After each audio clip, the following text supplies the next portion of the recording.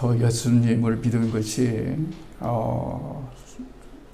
20살 때에 정확하게 예수를 믿었다고 말할 수 있습니다. 20살 때 예수님을 믿었는데 그전에는 예수님을 믿지 않았습니다. 근데 어떻게 하다가 친구를 좀 따라가게 되었습니다. 그런데 하나님을 인격적으로 만나지 못했습니다. 그러니까 짧은 시간에 신앙이 무엇이고 또 구원이 무엇인가를 전혀 알지를 못했어요. 그런데 아버지가 20살 때 말씀하신 대로 돌아가셨습니다. 그래서 인생에 대한 허물을 많이 느꼈습니다. 그때 제 아버지의 나이가 49이고 제가 60이니까 참 빨리 돌아가셨다는 생각을 많이 해봅니다. 정말 하나님이 계시면 만나고 싶었습니다. 하나님이 정말 계실까?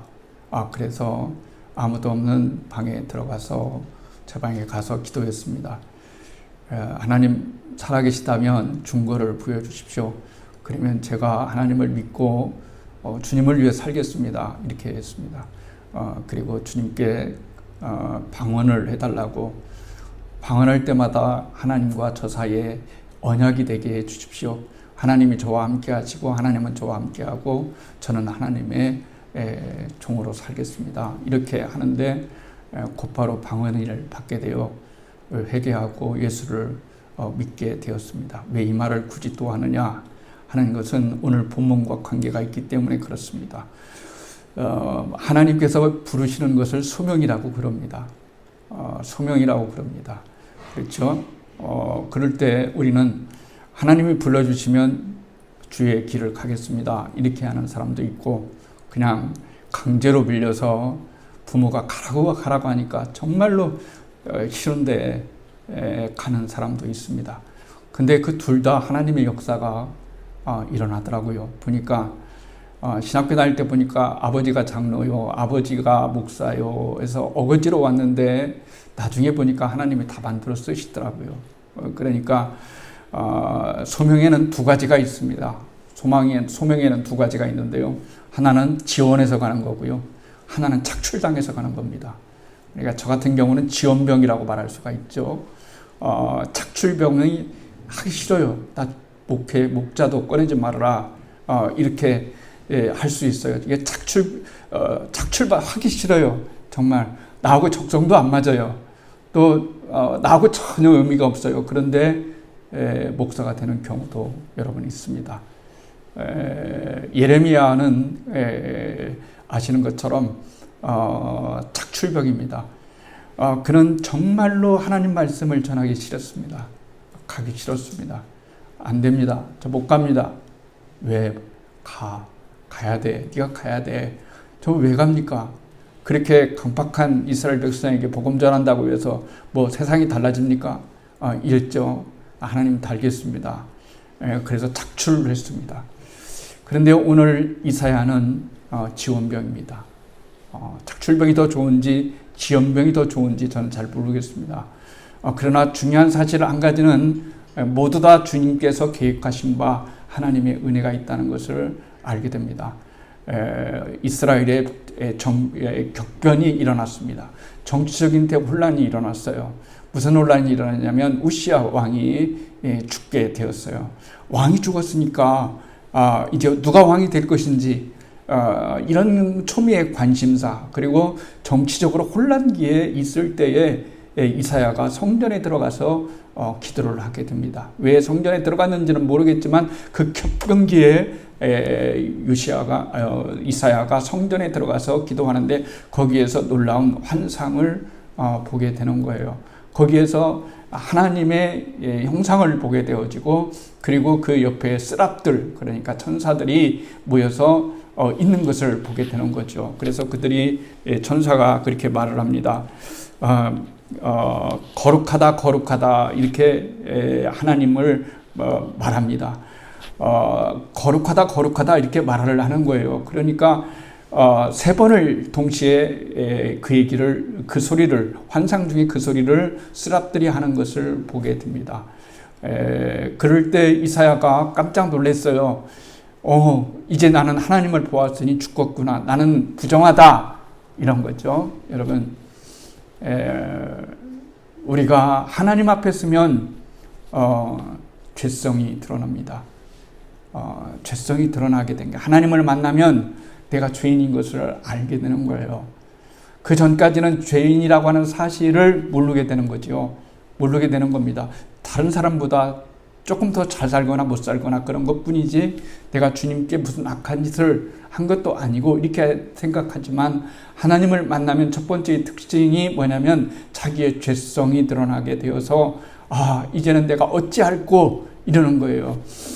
이사야가 그런 체험을, 신앙체험, 종교체험 했습니다.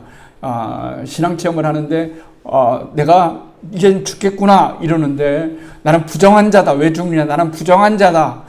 그래서 이제는 죽게 되었다라고 하니까 이제 천사 스랍이 부젓가락을 가져다가 하나님 편에 있는 숯불을 하나 가져다가 그 입술에 여러분 댔어요. 그랬더니 그렇게 하고 난 다음에 오늘 본문 읽은 대로 너의 죄가 다 사하졌다. 너는 이제 깨끗한 자다. 이렇게 말씀을 해주시고 있는 거죠. 우리가 그렇습니다. 여러분, 우리가 숯불에 천사들이 날아와서 입술에 대지 않았다 한다 할지라도 우리는 그리스도의 보혈의 공로의 피로, 우리는 십자가의 놀라운 구원의 능력으로 우리는 죄사함을 받았고 하나님의 자녀가 되는 놀라운 권세와 은혜를 여러분 잊게 되는 거예요. 우리 기도원근이나 부흥회 때 그러잖아요. 주여 삼창합시다. 왜 삼창하는지를 잘 모르겠어요. 그렇죠. 2창하면 안 되나요? 한 5창하면 안 되나요? 왜 굳이 3창할까요? 이건 중요한 건 아니지만 우리가 때때로 주여 삼창합시다 하는 것은 성경에 써 있지는 않아요. 그런데 오늘 이 본문에서 아마 근거했을지도 모른다는 생각이 들어요.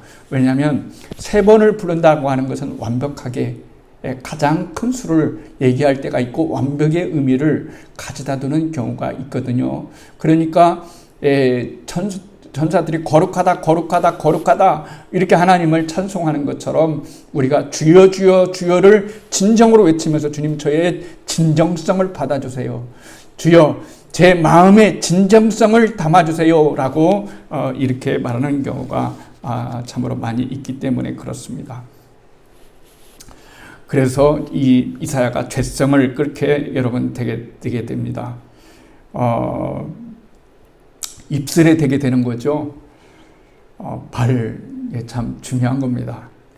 저도 말하고 살죠. 목사도 말하면서 삽니다. 그러나 될 수 있으면 말을 꼭 필요한 것만 하려고 합니다. 왜냐하면 우리가 말을 한다는 것이 참 이게 농담으로 하는 것이나 어떤 것이든 거나 우리의 죄성이 말로부터 나오기 때문에 여러분 그렇습니다. 그래서 우리는 부정적인 말이나 어떤 이야기를 할 때 긍정으로 말하는 것이 참으로 중요하다고 말을 할 수가 있습니다. 그래서 어쨌든지 간에 신앙 체험을 하게 된 거죠. 그리고 두 번째는 이런 겁니다.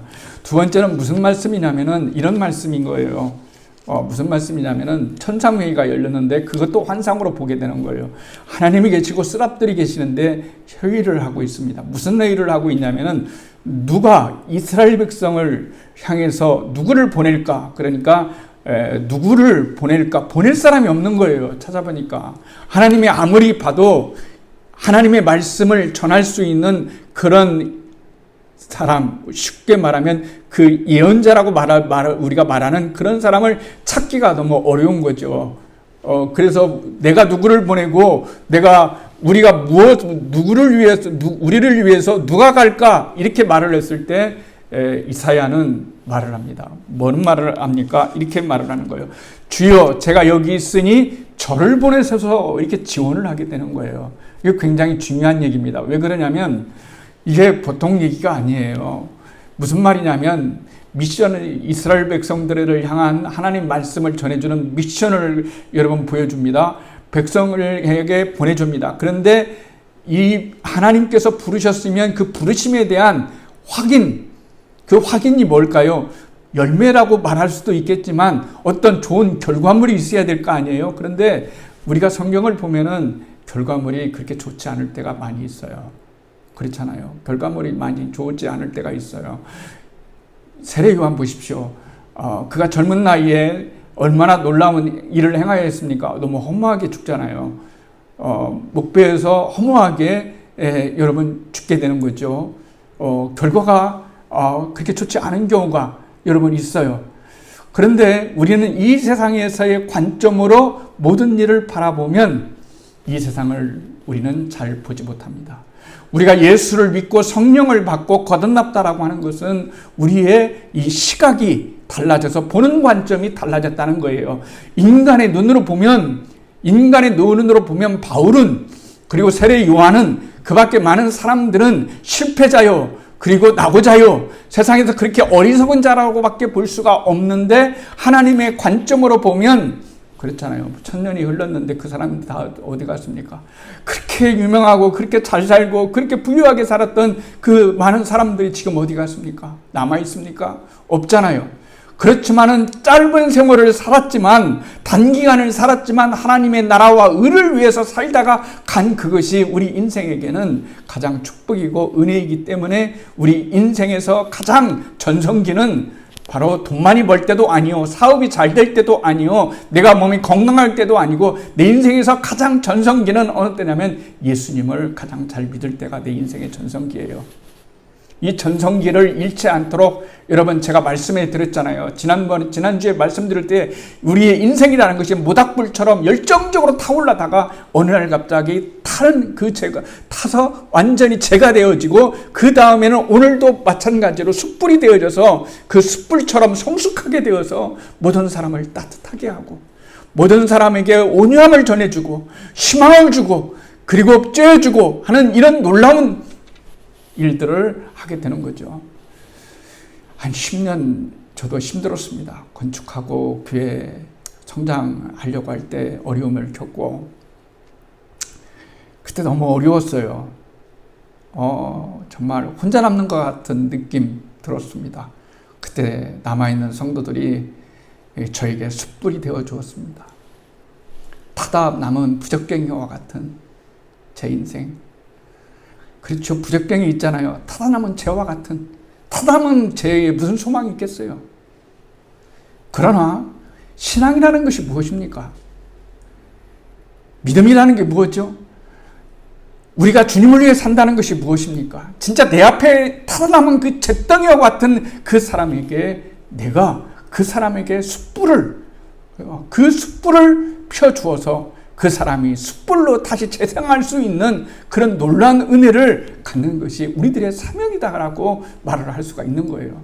그러니까 이스라엘 백성은 지금 잿더미처럼 신앙이 전무하는 이런 상황에서 누가 갈고 이랬습니다. 제가 가겠습니다. 그랬습니다. 그러면 하나님이 능력 주셔야 되잖아요. 하나님이 좋은 결과를 주셔야 되잖아요. 그런데 이렇게 여러분 얘기합니다. 오늘 성경 말씀을 읽어보면은 이렇게 여호와께서 이르시되 가서 이 백성에게 이르기를 너희가 듣기는 들어도 깨닫지 못할 것이요. 말을 해요. 근데 깨닫지를 못해요. 보기는 보아도 알지 못할 것이요. 이 백성이 마음을 둔하게 하여 그들의 귀가 막히고 그들의 눈이 감기게 하라. 염려할 건데 그들이 눈으로 보고 귀로 듣고 마음을 깨닫고 다시 돌아와 고침받을까 하노라. 이렇게 말을 하는 거예요. 이건 앞뒤가 안 맞는 거죠. 하나님 그럼 뭐 들어 보내시는 거예요? 여러분 이미 결정된 상황, 이미 안 되는 상황인데 뭐 들어 보내냐는 거예요. 근데 그게 우리 인생에 있어 하나님의 놀라운 의미가 있는 거예요. 아무것도 아닌 것 같아요. 늘 그 자리인 것 같아요. 늘 힘들어요. 늘 어려워요. 늘 고통스러워요. 내가 예수를 믿고 아무리 기도를 해도 몸부림쳐도 늘 그 자리인 것 같이 보이지만은 오늘 성경에 우리들에게 보여주는 말씀은 뭐냐면 바로 그런 거예요. 어떤 거냐면 그래도 사명이다. 우리에게 주어진 사명이라고 하는 것은 의미 없는 것은 하나도 없다라고 하는 거예요. 의미 없는 것은 하나도 없어요. 우리가 인생을 살아가면서 의미 없는 그 삶은 하나도 없어요. 이 세상에서 우리가 주님을 위해서 기도하고 주님을 위해서 살고 할 때 그 의미는 반드시 있기 때문에 주님께서 그렇게 말씀을 하시는 거잖아요. 그렇지 않습니까? 목회사역이 너무 가서 복음을 전하라고 해서 목회사역에 들어섰던 이사야입니다. 그런데 그 사명 가운데 하나님이 불가능한 사명을 주신 거예요. 아무런 의미가 없는 것처럼 느껴지는 그런 사명을 주신 거예요. 가서 얘기해봤자 돌이키지도 않습니다. 변화되지도 않습니다. 의미가 없습니다. 그런데도 가서 전하라는 하나님의 뜻은 뭐죠? 도대체 그게 뭡니까? 우리가 인간적으로 생각하면 희망도 없는데 어차피 전하나 안 전하나 똑같은데 왜 굳이 가서 전하라고 하는 거죠? 그게 하나님의 사랑입니다. 하나님의 우리를 향한 하나님의 쓰심입니다. 여러분, 우리가 인생을 살면서 얼마나 중요한 것들을 많이 맞이하고 살아가는지 알 수가 없어요. 사람이 완벽하지를 못합니다. 엘리야를 보십시오. 850명과 싸워서 이겼습니다. 450명과 싸워서 이겼습니다. 하늘에서 불을 내려서 누가 진짜 하나님인지 내기야 진짜 하나님인지를 구별하자. 참신이 누구인가를 그리자 했습니다. 그러나 바알과 아세라 하시는 가짜라는 것이 판명이 됐고 하나님이 진짜 하나님이라는 사실을 두 눈으로 백성이 보았어요. 그런데 마음이 돌아와야 되잖아요. 근데 안 돌아오는 거예요. 근데 말이죠.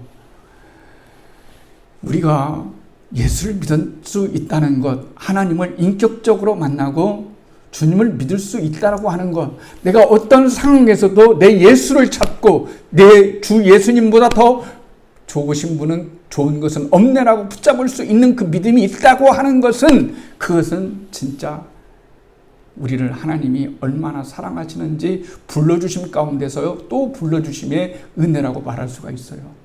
그건 정말 쉬운 일이 아닙니다. 여러분 자식 낳아서 여러분 키워보면은 너무 많아요.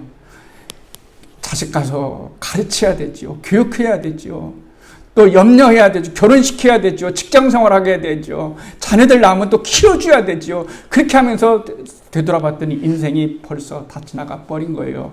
그런 거잖아요. 바꿔 말하면 하나님 그러신 분이시잖아요. 오늘날 내가 너를 낳았도다. 우리가 찬송을 불렀어요. 정말 부모가 자식을 낳는 것 이거 얼마나 힘듭니까? 낳았다는 말은 낳고 그냥 버렸다는 것이 아니라 낳고서 끝까지 지켜주고 자라게 하고 성장시키는 그 마음까지 그것을 우리는 십자가에서 그 하나님의 사랑과 은혜를 진정으로 볼 수 있어야 된다라고 하는 거예요. 그렇잖아요. 저는 외적으로 많이 생각했어요. 하나님, 저 이 정도 열심히 했으면 보너스라도 좀 두둑히 주셔야 되죠. 뭐 보너스를 저는 돈을 얘기하는 건 아닙니다. 목사가 돈 벌려고 목사 된 건 아니잖아요. 그냥 성도가 조금 더 많아졌으면 참 좋겠어요. 이런 경우 참 많습니다. 근데 어느 순간부터 그냥 움직이지를 않는 것 같아요. 그냥 그 자리인 것 같을 때 너무너무 내 사명이 정말 맞은가? 내 사명이 정말 맞는 걸까? 매일 쳇바퀴 돌아가는 것처럼 돌아가는 그거 목회할 때 여러분 한 자리에서 저는 말씀드린 대로 개척만 했어요. 개척만 했는데 여러분 여기 있는 것이 한 23년 4, 5년 됐어요. 그러니 저와의 싸움이 얼마나 많이 있겠어요. 저도 여러분도 참 훌륭하신 분이에요. 왜 훌륭하신 분이냐? 한 사람의 설교를 24년 5년간 들었으니 그 얘기가 그 얘기인데 그래도 듣고서 아멘이라고 해주니 얼마나 또 감사해요. 얼마나 감사합니까? 저는 저 또한 정말로 우리 성도들에게 우리 아름다운 교회 성도들 한 영혼 한 영혼에게 무엇인가로 전해주고자 하기 위해서 여러 가지 글을 읽고 책을 읽고 기도하고 성경을 읽고 금맥이라도 하나 찾으면 노다지를 발견한 것처럼 이 노다지를 우리 성도들에게 먹이고 우리 성도들에게 줘야 되겠다라고 하는 그런 마음이 있지만은 사실 목회 30년 해도 설교하기가 너무 어렵고 두려울 때가 너무너무나 솔직히 참 많습니다.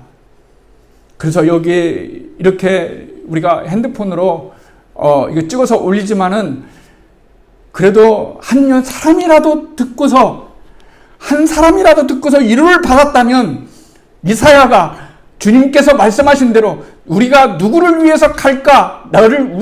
누가 우리를 위해서 갈까 했을 때 제가 가겠습니다라고 했는데 그 결말은 뻔한 것이었지만 그러나 하나님은 그것이 아니라 무엇인가를 준비하고 계시는 또 일하시고 계시는 하나님의 놀라운 역사를 보게 되는 거예요. 결혼이라는 게 참 중요하잖아요. 제 딸도 결혼을 해야 됩니다. 청년부들을 만나서 얘기를 해보면 우리 교회 말고요. 대체로 보면은 이렇게 얘기를 해요.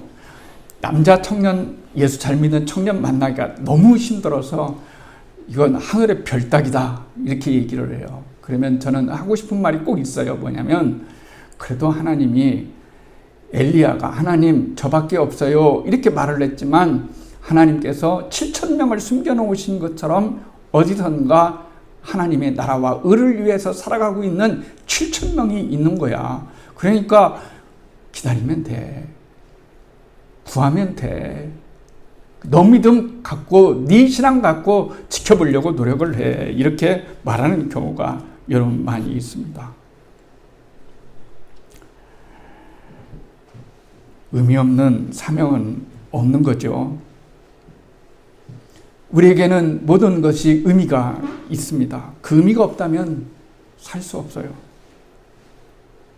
너무 괴로워서 살 수 없습니다. 전혀 이렇게 생각할 수가 있어요. 아까 우리 권사님께서도 점점 한국교회가 죽어간다고 했어요. 그러면 저도 한국교회를 늘 염려합니다. 진짜 염려합니다. 그럼 어떻게 하면 한국교회가 살 수 있을까요? 별로 어려운 것은 아니에요. 그냥 말씀대로 살면 돼요. 그렇죠? 욕심 부리지 말고, 교회가 욕심 부리지 말고, 목회자가 욕심 부리지 말고, 더 크게 되려고 하지 말고, 예수님은 흥하시고 나는 쇠하면 된다. 이러면 되는 거예요. 어려운 게 하나도 없어요. 그러면 네가 그렇게 해라 하면 제가 할 말이 없는 거죠. 그래서 저는 팬덤이라는 게 있잖아요. 여러분, 팬덤. 유명 인기 가수 팬덤. 그 팬충들이 너무 많잖아요. 그런 것처럼 유명한 목사님들도 팬덤이 있잖아요. 설교 잘하는 목사님들, 유명한 목사님들, 말만 꺼내도 그 사람 목사님들은 그러는 거예요. 그런 거죠. 그렇잖아요. 집에 있으면 주일날에 아침에 막 아이들이 샤워를 하고 하는데요. 막 설교를 막 들어요. 설교를 들으면서 막 랄랄라 하면서 샤워도 하고 막 크게 켜놓고 밖에까지 다 들려요. 집이 좁으니까 다 들려요. 그리고 집에 방에서 막 틀어놓고서 은혜 받는 것도 다 들려요. 막 들려요. 제 설교는 하나도 없어요. 제 설교는 하나도 없고 유명한 목사님 설교 다 듣고 있습니다. 그렇다고 해서 제가 뭐 기분 나쁜 이놈들이 말이지 아빠 설교는 하나도 안 듣고 들었다고 해도 그래 뭐 이런 건 없어요. 왜냐하면 그분들이 행하실 수 있는 제가 말씀을 못 드리는 제가 말을 못하는 제가 설교를 못하는 것을 다른 목사님들이 채워줄 수 있으니까 저는 그거 굉장히 기쁘다라고 생각하는 사람들이에요. 그래서 우리 성도들이 훌륭하신 목사님의 설교들을 많이 듣고 깨닫고 변화되어지고 하나님 사랑하고 하나님의 은혜 가운데 거했으면은 정말로 좋겠어요. 근데 저는 이것을 제안하고 싶었어요. 뭐냐면 보통 유명한 목사님은 65세 은퇴를 해요. 65세 은퇴를 하면은 여러분 죄송한 얘기입니다. 우리가 다 아는 얘기지만 뭐 부정적으로 얘기하려는 건 아니까 예를 들어서 그런 거죠. 은퇴금도 수십억 받아요. 그렇죠? 어느 목사님 되면 평균에 받는 월급에 얼마가 나왔죠? 그럼 평생 살 필요가 걱정할 필요가 없어요. 그 65세에 빨리 은퇴를 하는 것이죠. 그러면은 그 이후부터는 그냥 먼 세계 곳곳에 다녀서 부흥회를 하고 다니시는 거예요. 그것도 좋다고 저는 생각해요. 그런데 저는 좀 방법이 달랐으면 좋겠다는 생각이 들어요. 어떤 생각이 드냐면 이런 생각이 들어요. 만약에 그런 분들이 시골에 정말 지금은 시골교회가 다 무너져가고 있잖아요. 지금은 사람이 없으니까 있어도 할머니, 할아버지밖에 없어요. 다 권사님, 늙으신 장로님밖에 없어요. 그런데 막 어떤 목사님이 부흥회하신다, 어떤 목사님이 설교한다, 어떤 목사님이 우리 지방에 온다라고 하면 이렇게 쏠림 현상이 여러분 있잖아요. 그러니까 65세에 은퇴하시고 그분들이 시골에 가가지고 여러분 목회하면은 그 시골 교회가 뭐 이로 인해서 그 시골 전체가 여러분 변화되지 않겠어요? 많은 사람들이 와서 예배 드려주니까 교회도 예쁘게 져주고요. 교회도 예배당도 예쁘게 져주고 여러분 얼마나 좋아요. 저는 우리 교회가 소망이 있다면 늘 1년에 한 번씩은 제가 왜 그런 말씀 드리는 줄 아세요? 상가에 있을 때 제가 너무 마음이 아픈 것은 그거였어요. 내가 사는 집은 2,500만 원짜리 전셋집인데 쥐도 안 나와요. 방 2개 있어요. 제가 살고 아이들이 2명 살고 15평 이렇게 있어요. 근데 그 당시만 하더라도 너무 좋아요. 행복해요. 근데 교회만 가면 물이 새지요, 쥐가 나오지요, 냄새 나지요, 뭐 이렇게 있겠어요. 제 하나님께 소원이 뭐였냐면은 하나님 저 다른 거 원하는 거 아니에요. 그냥 깨끗한 그냥 상가 하나 올 수 있도록 도와주세요. 그런데 기도하면 할수록 하나님이 그냥 너에게 성전을 지을 수 있는 그런 은혜를 어쨌든 감사하게 갈 때마다 목회할 때마다 성전을 지을 수 있는 은혜를 주셨으니까 하나님이 하셨죠. 뭐 사람이 할 수 있겠어요? 여러분 그렇잖아요. 그래서 저는 우리 교회 오면은 사람들이 교회는 작은데 돈이 많은가 봐요. 이렇게 얘기도 해요. 이렇게 깨끗하게 잘 하셨네요. 돈 들여 선 건 별로 없어요. 큰 거 빼놓고는 다 제가 죄송합니다. 전기도 달고 이것도 하고 2층도 마무리하고. 왜 그런 줄 아세요? 이유가 있어요. 뭐냐면 우리 집은 후지더라도, 세상 말로 후지더라도 하나님께 예배드리는 장소는 깨끗해야 되겠다. 세상에 한번 놀러가는 그 잘 1박하고 오는 여행지도 그렇게 깨끗한데 하나님께 예배하는 예배처소가 깔끔하고 아름다웠으면 얼마나 더 좋겠느냐 하는 그런 열망 가졌더니 하나님께서 그냥 해주시더라고요. 그렇게 할 수 있는 은혜를 여러분 주시더라고요. 제가 왜 이런 말씀을 드리는지 아십니까? 하나님이 오늘도 이렇게 말씀하시기 때문에 그래요. 우리를 위해서 누가 갈까? 근데 제가 가겠습니다라고 이렇게 말하는 사람이 하나도 없다는 것이 문제인 거예요. 그렇잖아요. 저 시골 골짜기에, 저 탄광촌 지역에, 저 마을에, 저 사람도 하나도 없는 저곳에 가서 누가 나를 위해서 일을 할고 이렇게 해도 안 가요. 왜 안 갑니까? 교회가 많잖아. 여기 다니나 저기 다니나 그냥 신앙생활 잘하다 왔다 가면 되는 것이지 뭐 그런 게 없잖아요. 누가 우리를 위해서 갈까? 저 이런 말씀 들을 때 하나님의 심정이 여러분 들어지지 않나요? 하나님의 목소리가 들려지지 않나요? 누가 갈까? 저 자리를 누가 갈까? 이러는 거예요. 여러분. 자리가 100명, 200명, 1000명만 되십시오. 이력서가 이렇게 여러분 쌓입니다. 아글꼴짝 빈들에도 간다는 그런 사람은 거의 없습니다. 요즘은 부목사 구하기도 힘들어요. 월급 적게 주면 가지도 않습니다. 여러분 그런 시대가 여러분 도래했어요. 정말 사명 하나로 주님 저를 써주세요. 저 몸뚱아리를 써주세요. 그랬어요. 그 썩어질 몸뚱아리 여러분 젊었을 때 주님을 위해서 좀 쓰면 어때요? 그렇잖아요. 젊었을 때라도 이게 이렇게 되죠. 나이 들으면은 이게 다 귀찮아져요. 솔직히 말하면. 쉽게 말하면 그 마음이 없어서 그런 것이 아니라 이제는 지쳐요. 지쳐서 하고 싶어도 이게 잘 안 돼요. 그러니까 할 수 있을 때 주여 내가 여기 있나이다. 저를 쓰세요. 저를 사용해 주세요. 이렇게 할 수 있을 때 비로소 교회는 살아나는 거예요. 여러분 기도만 많이 한다고 해서 살아나는 게 아니고 진짜 기도한 대로 주님 제가 여기 있습니다. 나를 써주세요. 제 몸뚱아리를 써주세요. 제 재능을 써주세요. 제 능력을 써주세요. 아무것도 아닌 한 달란트와 같은 저를 진정으로 써주세요라고 이렇게 말할 수 있는 그런 사람이 지금 필요하다는 거예요. 다 유람선 타고 천국 가려고 하잖아요. 구원선 사투를 벌이면서 죽음과의 사투를 벌이면서 고통을 받으면서 그런 가운데서도 내 믿음 지켜보면서 그리고 다른 사람들의 영혼을 한번 지켜보겠다고 하면서 그렇게 구원선을 타려고 하지 않고 유람선을 타고 가려고 하니까 이게 정말 문제잖아요. 그렇잖아요. 저 이런 말씀할 수 있는 자격은 못 되지만 마련할 수 있다고 저는 생각해요. 왜냐하면 저도 여러분 불러주시는 데는 있었어요. 못 가겠더라고요. 그 몇 번의 기회가 있었는데 그게 타이밍이에요. 골든 타이밍. 저에게도 인생에 골든 타이밍 있잖아요. 젊고 열정적이고 그러니까 와보십시오. 못 가더라고요. 왜 못 간지 아십니까? 이해하실지 모르지만 얼마 되는 성도 아니지만 성도들이 너무나 마음에 걸려서 못 가는 거예요. 여기가 내 사명인데 하나님이 나를 여기 불러주셨는데 그래서 저는 지금도 제 아들이 기특하다고 생각해요. 얘들아 가족회의하자. 왜요? 아빠 어떤 큰 교회에서 오라고 하는데 거기 가면 아파트 큰 거 주고 너희들 핸드폰 없으니까 핸드폰도 주고 그리고 용돈도 많이 줄 수 있고 아빠 유명한 사람 될 수 있어. 그러니까 우리 아들이 딱 그러더라고요. 뭐라고 하냐면은 그러고요. 아버지 그러면 작은 교회는 누가 지켜요? 지가 그냥 한 말이에요. 철몰라서.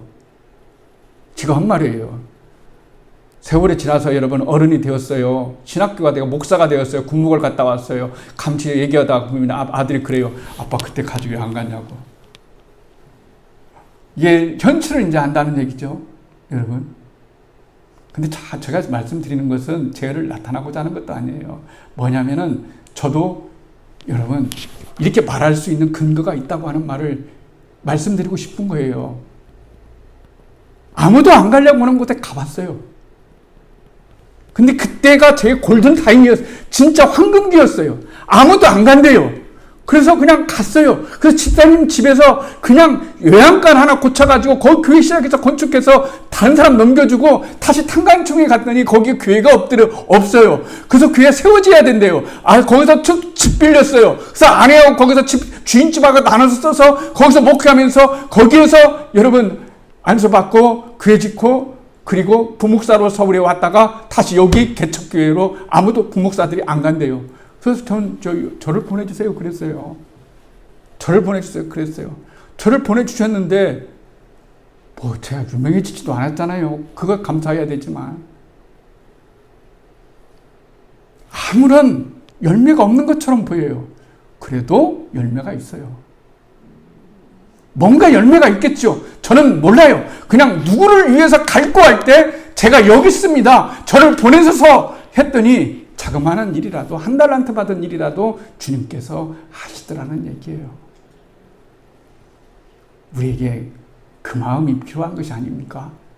내가 여기 있습니다, 주님. 저를 좀 써주세요. 저를 좀 가져주세요. 저 좀 써주세요. 우리가 누구를 위해서 갈고 주님께서 이렇게 오늘도 말씀을 하고 있는데 우리는 절대로 그건 하나님이 나에게 말씀하시는 일이 아니라고 생각해요. 작은 교회에서 부르면 하나님이 절대 부르신 것이 아니고 큰 교회에서 나를 부르면 하나님이 100% 나를 부르신 거라고 여러분 생각을 해요. 너무 무서운 일 아닙니까? 이렇게 얘기할 수 있는 일은 이제는 저는 여기에서 뼈를 묻고 싶은 것이 제 꿈이기 때문에 그런 거예요. 사랑하는 성도 여러분, 이사야가 실패할 것을 뻔히 알면서도 제가 여기 있습니다. 저를 보내주소서라고 이렇게 얘기를 했어요. 전해봤자 소용이 없어요. 미션 임파서블입니다. 그런데도 보내십니다.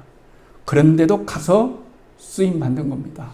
하나님께 쓰임받는 때처럼 행복할 때가 없습니다. 하나님께서 내 것을 쓰신다고 하는 것처럼 행복한 것이 없어요. 어차피 내 것은 없거든요. 이 세상에서 내 것은 하나도 없습니다. 사랑하는 성도 여러분, 오늘은 제가 좀 흥분을 해서 나라와 민족을 정말 생각을 하지 않을 수가 없어요. 그렇잖아요. 작은 교회 목사라도 이 땅의 교회를 염려해야 되지 않을까요? 기도해야 되지 않을까요? 여러분도 똑같은 마음이지 않을까요? 누구를 위해서 갈고 주님 저를 보내주세요. 우리 교회 보내주세요. 우리 교회가 할 수 있는 거라면 할게요. 우리 교회가 할 수 있는 일이라면 할게요. 그랬어요.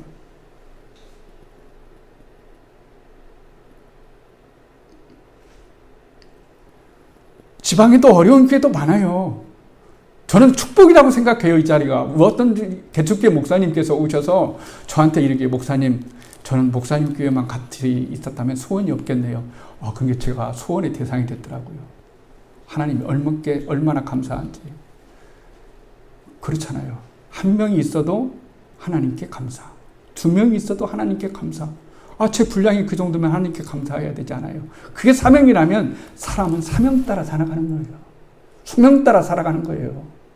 소명 따라 살아가는 거예요. 우리 장로님하고 그 임원들 모여서 얼마 되지 않지만 미자립교회에서 분담금을 못 내고 있으니까 우리가 내줍시다. 그랬더니 다 감사를 해요. 그랬으면 참 좋겠어요. 제가 이렇게 힘주어서 말하는 것은 뭐냐면 그냥 교회는 욕심과 욕망을 버리고 다 나눠줬으면 좋겠어요. 다 나눠줬으면 좋겠어요. 다 나눠주고 아무것도 없는, 오직 예수밖에 없는, 오직 주님밖에 없는 그런 것이 되었으면 참 좋겠어요. 그것이 진짜 한국교회가 살아나는 일 아니겠어요? 막 뜨겁게 모여가지고 10만 명, 100만 명 모여서 기도했다고 해서 한국교회가, 여러분, 주님께서 이사야에게 말한 것처럼 나 이제 더 이상 그 기도 못 듣겠다, 그만 좀 해라, 질린다, 이런 말씀 들으면 얼마나 여러분 심란할까요? 그런 건 아닐까요? 우리의 삶이 따라주는 신앙생활을 했으면 참 좋겠습니다. 저부터 우리 모두가 하나님, 저 써주셔서 감사합니다. 저 사용해 주셔서 감사합니다. 써주세요. 제가 갈겠습니다. 이런 음성을 들을 수 있는 우리 교회가 되기를 주님의 이름으로 축복합니다.